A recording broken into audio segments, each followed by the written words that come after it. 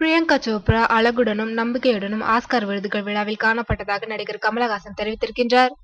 88வது Oscar விருதுகள் வழங்கும் விழா நடந்து முடிந்துள்ளது.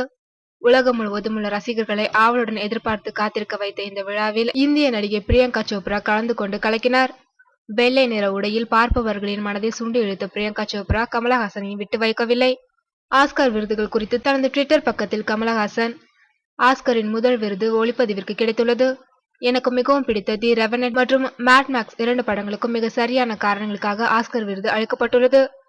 பிரியங்கா சோப்ரா மிக அழகாகவும் நம்பிக்கையுடனும் காணப்படுகிறார். எனக்கு விருப்பமான நடிகர்கள் பட்டியலில் டாம் ஹார்டி இருக்கின்றார்.